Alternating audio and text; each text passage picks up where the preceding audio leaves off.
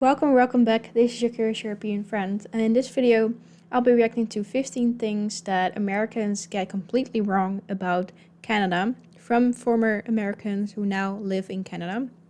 I'm very curious what Americans could be perceiving wrongly about Canada, and yeah, I just want to look into that and also in the process learn more possibly about Canada, maybe things that I perceived wrongly or didn't know. So let's go ahead and get started. A little over a year ago, we moved to Canada from the US thinking we had it all figured out. Well, it turns out that we were wrong about a lot. And I'm so glad we were. These aren't ranked best to worst. They're 15 things in the order that they broke our brains. And number one still makes us pretty emotional, so stick around. Number 15, Canadian winters. We thought that Canadian winters meant that everybody disappeared, the entire place shuts down until it gets warm again, and then everybody reemerges. Turns out that's not really true. The city of Toronto is built for winter. Outdoor sports? Tons. In the city of Toronto alone, there are over 50 ice rinks that are publicly available. Don't like hockey or ice skating? Fine, go visit PATH. It is an underground network of over 30 kilometers of tunnels. It's basically Canada's biggest underground mall. What? What is this? I've never heard of this. Path. That's like all these tunnels under the ground then, and they build a mall in there, or huh? You don't have to be outside in Toronto in the wintertime if you don't really want to. The city has made that kind of easy. For each item, including this one, we're going to give it a loop score, which is a score from 1 to 10. How much loop were you pleasantly surprised to be wrong about this? On winter in Canada, 7. I was braced for the worst, and it's much better than I thought it was gonna be.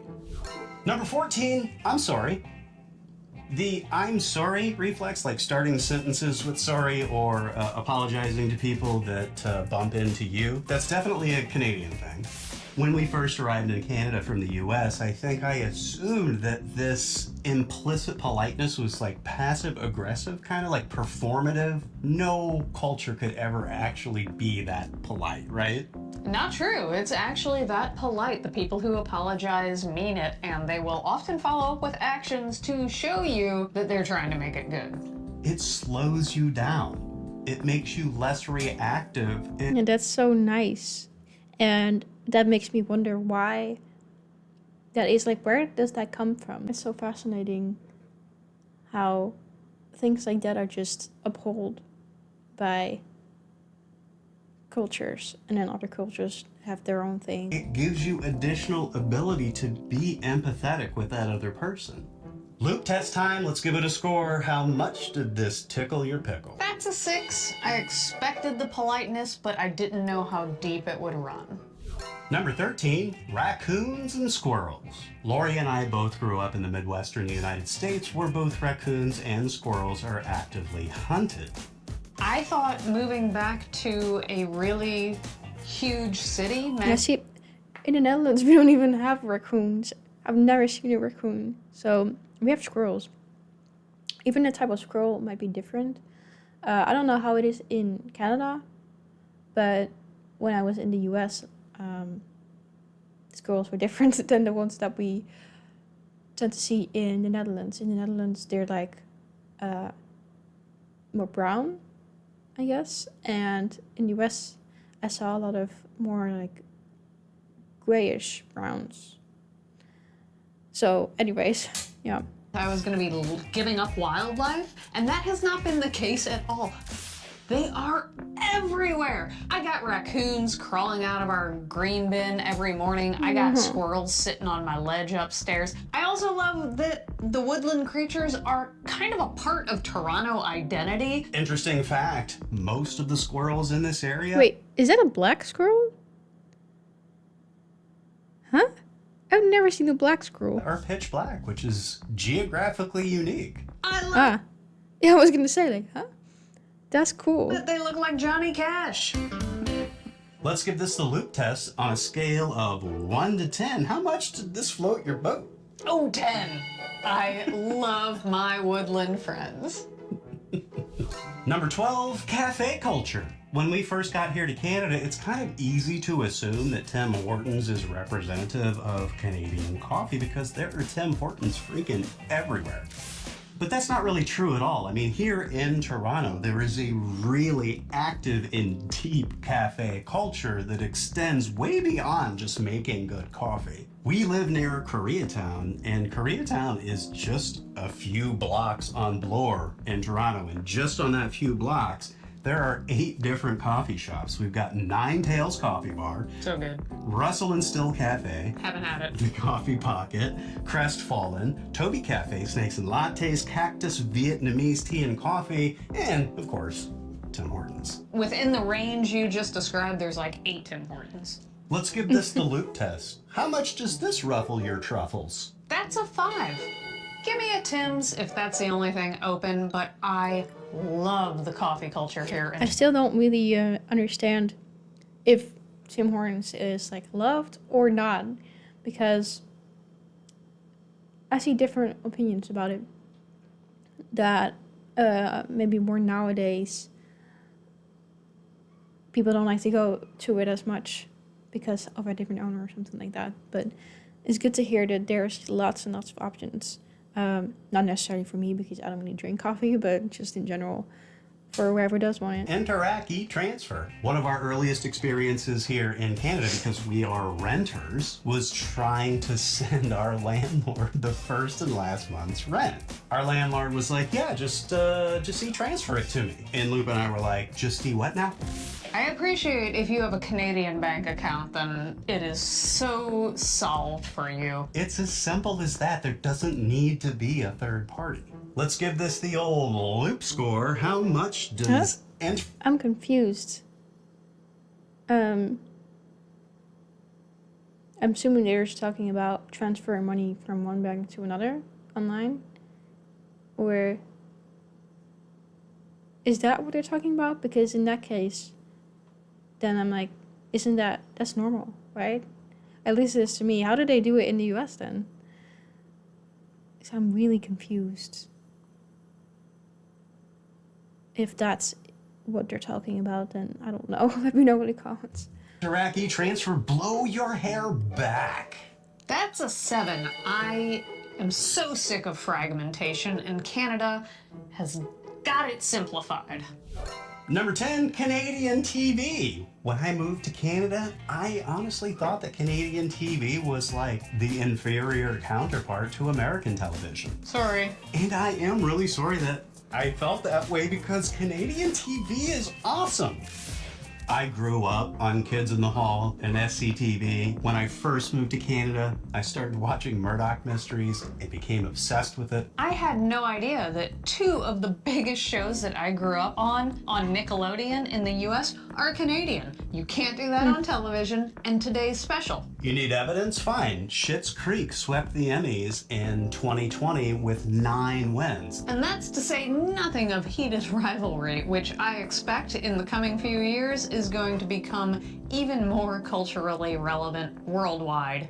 So let's give it the loop score. How much? Yeah, I hate to say it, but I haven't seen any of those yet, so I might need to tap in. Some of it was before my time as well, I think. Those older Nickelodeon shows, but I believe them. I believe them. How much did this turn your crank? That's an 8. And dig me some Canadian TV. Number 9, walkability. I kind of thought when we moved to I Canada also don't know where I could watch that. I need to look into that. that we would be relying on a car for everything, but that just hasn't been the case at all. Granted, we live in Toronto. Toronto is one of the few cities I feel like you could live most places and still have a pretty high walkability score, where we could actually walk to stores and bodegas and coffee shops, and that's a really important part of my life. Let's give walkability the loop score. How much gravy did this pour on your poutine? 10. Walkability is everything to me. Falling in love with a city means walking around and experiencing it. Yeah, that's one thing. As a European, I feel like especially from the Netherlands. That's one thing that because I don't like everything about the Netherlands. In fact, I used to be like, oh, I don't want to live here my whole life. I still don't know, but I've actually come to appreciate it more now that I've traveled more, in a way.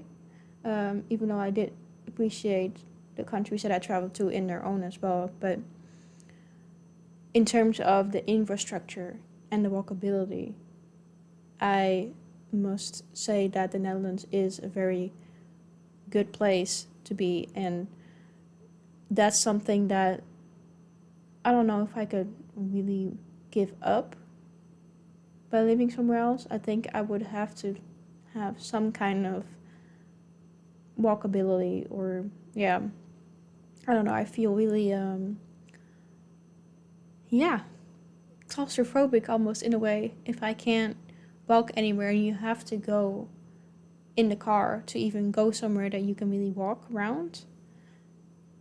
So yeah, I appreciate that a lot as well when cities have that. And I have enjoyed that so much the past year. Number 8, the metric system. The metric system is the standard of weights and measures across the entire country of Canada, but it's not fully embraced. It really only took maybe a few weeks for us to convert from Fahrenheit to Celsius. Beyond that, there's still stuff that they do in imperial, like weight. Except today you were at the doctor and they weighed you in kilograms. I was like, I have no idea how much you weigh. How much did I weigh in kilograms? 69. Nice. A funny one to me is temperature, because if you ask somebody what the ambient weather temperature is, it's always in centigrade. But in your home kitchen, all of your appliances read out in Fahrenheit because so many of those appliances are manufactured in the US. Let's give the Canadian metric system the... Yeah, that's kind of funny then, that the way it kind of intermingles. I didn't know about that. That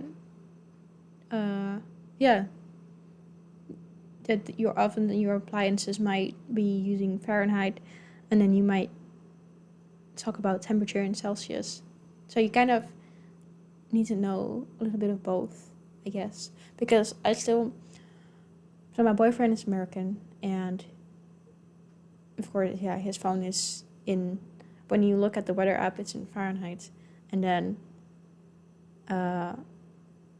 in order to talk to each other, like either he translates it to Celsius or I translate to Fahrenheit. I think he's gotten better at it. He knows better what Celsius is, but I still struggle with like if he says something in Fahrenheit, I'm like, I have no idea how much that is. I also haven't used it that much, I guess, to really know it. I think if you use it enough, then it will just get kind of automatic, but I have no idea at this point how much Fahrenheit is. Loop score, tell me, how much did this jiggle your jelly? Just a 2. Metric is better. We get it. Canada isn't quite there, but that's okay. Number 7, Canadian money. There's this weird US sentiment that Canada money is like monopoly money. It's not real money. It's because it's so pretty. I'm worried that people in the US think that their cash currency is like the superior model, because it absolutely is not. Canada uses polymer cash bills. Additionally, they have silly names for their coins, like loonie, toonie. Adorable. Along with those silly names and plastic bills, I think some Americans just can't take Canadian money seriously. It might be because I've heard that if you smell the $100 bill in Canada, it smells like maple syrup. Do you have a $100 bill, and does it smell like maple syrup? Is this a real thing? No, come on, this can't be real, right? Canadian polymer bills. I have no idea. Is that real? I don't know. I actually did a video of reaction to a video talking about Canadian money, so I've seen it. And it looks more like the European money, than dollars, because ours are like colorful like that too. When I first saw like dollars, the US dollars too, I was like, that's interesting. Like, where are all the colors? Why does everything look alike? But I feel like the colors for me make it easier to just see in an instant how much it is. But I don't know if you, yeah. I guess you get used to it when using US dollars. Let's give it the Loop test. How much did this butter your biscuit, Loop? That's a 5. The money here is way cooler, but who uses cash anyway?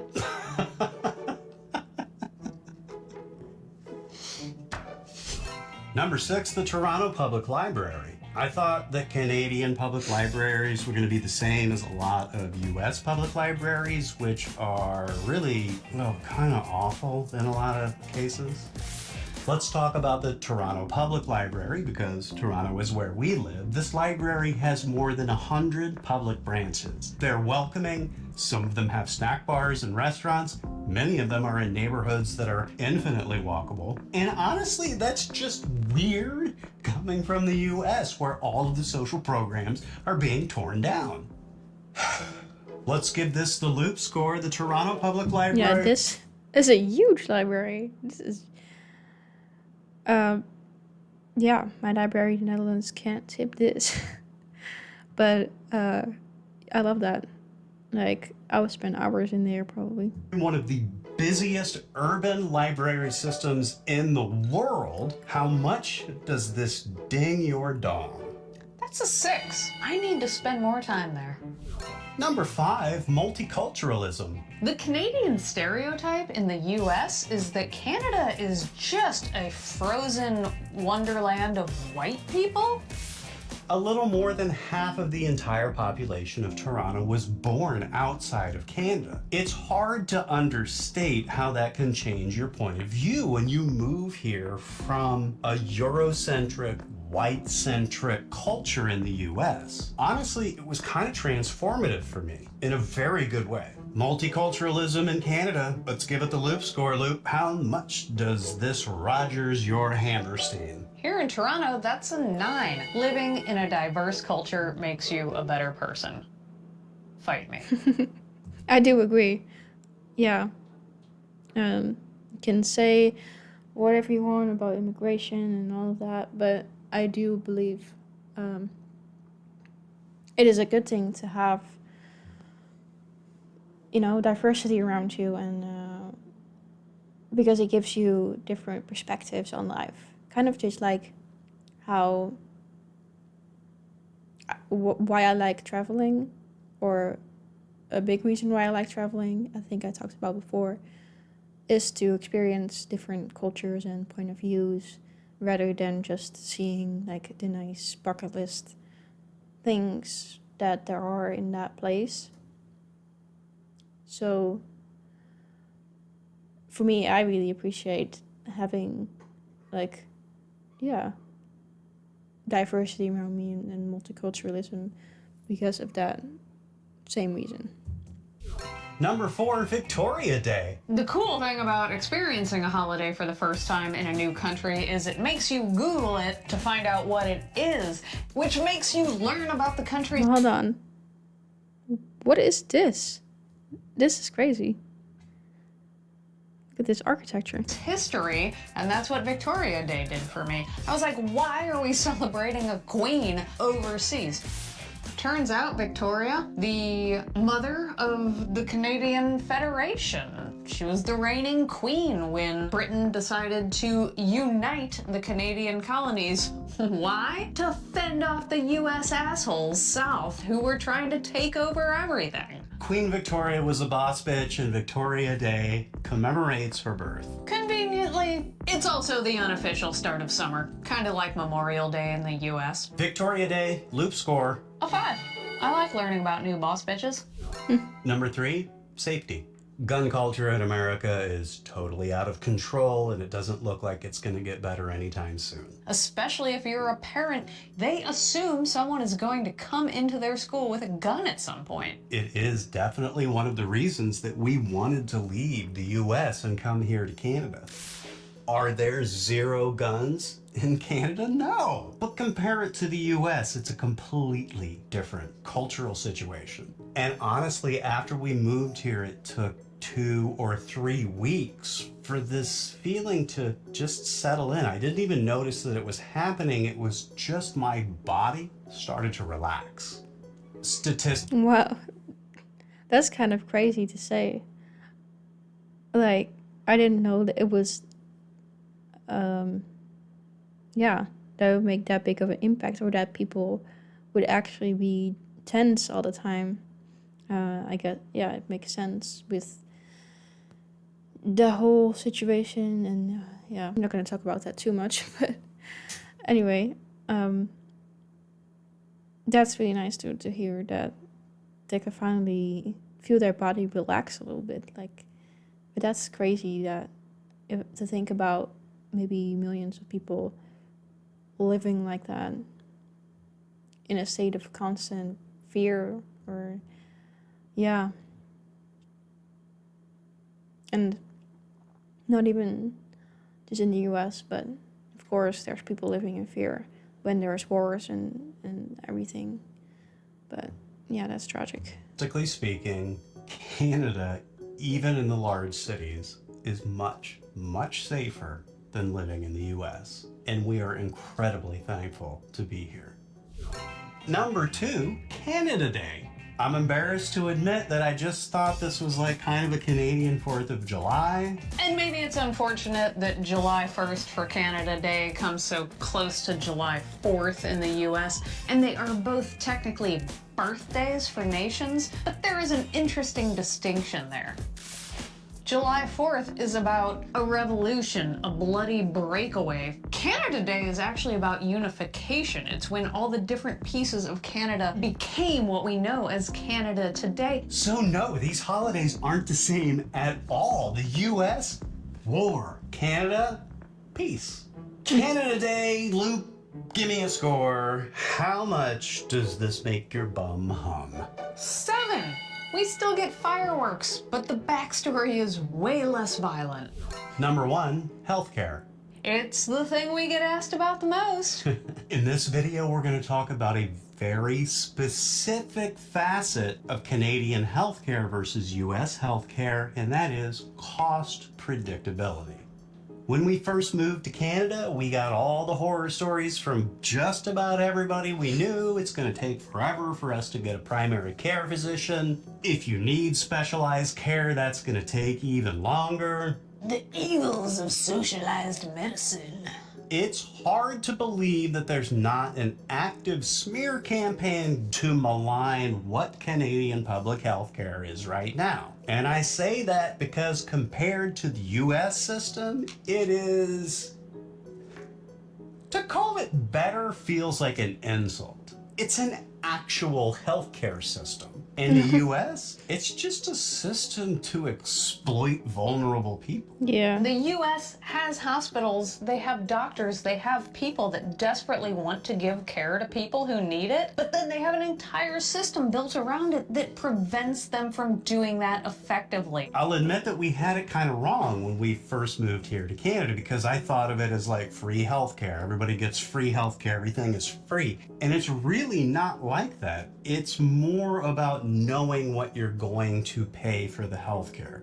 US healthcare per capita is about $13,000 annually, whereas in Canada it's about $6,000. In other words, what do Canadians pay in taxes versus what do Americans pay overall for getting sick? So we were wrong about it, but not completely. What we were wrong about was that it's completely free healthcare. No. What we were right about is that it's like infinitely better than the US system. In other words, you can get sick in Canada without it being a financial emergency. Everybody's like, but it's so cold. And I'm like, Almost a year ago, we moved from the US to Canada. We thought we had it figured out, and we're so glad about how wrong we were. I'm Luke, this is Clover. We'll see you on the next one. Yeah.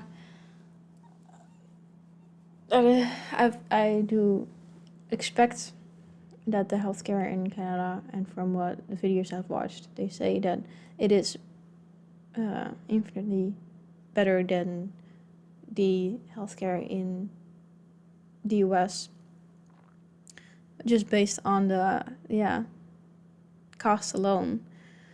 It's so heartbreaking to hear stories of people in the US who are afraid to call the ambulance when they need it. Like, that is still so crazy to me. But anyways, yeah.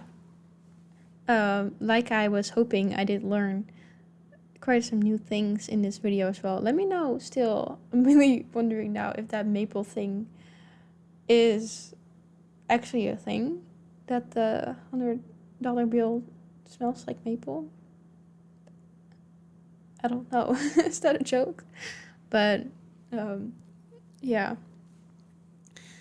Anyway, I hope you liked this video, and I hope to see you in my next one very, very soon.